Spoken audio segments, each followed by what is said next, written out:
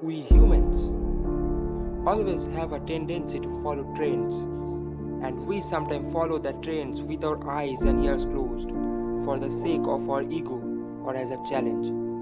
And when we do, we don't even think once about the consequences for ourselves and for nature. Just take an example of the great Mount Everest. On 24th May 1953, a long-term trend began in the human race after Tenzing Norgay and Edmund Hillary first conquered Everest. And humans have not taken a break to climb Everest since then. Also did not take a break from polluting the weather of one of the nature's greatest pattern. It cost about $45,000 to climb Mount Everest. If you are physically and mentally ready to climb Everest and you have this huge amount of money, think once before you spend on this project anyway. Because the traffic jam on the summit day, more than hundreds of climbers stand in a line for 2 hours and more to use a fixed rope. This place of climbing is called the Hillary Step.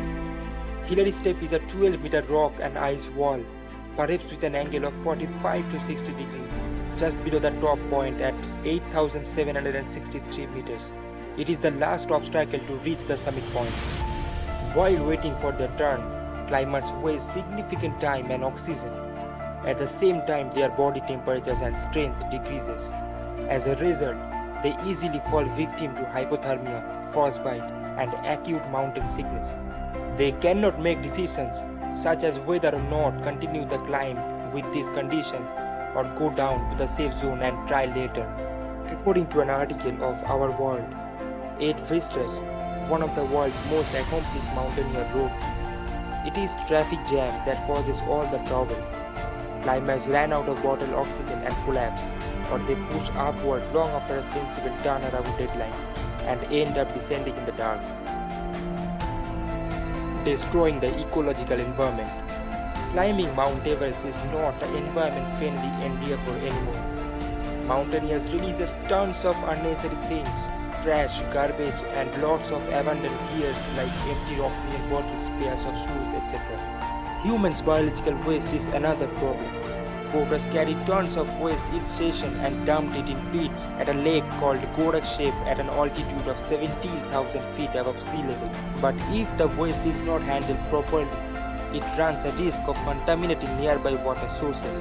And if this waste remains on Everest, it can create a mess and can slide down to the Everest base camp.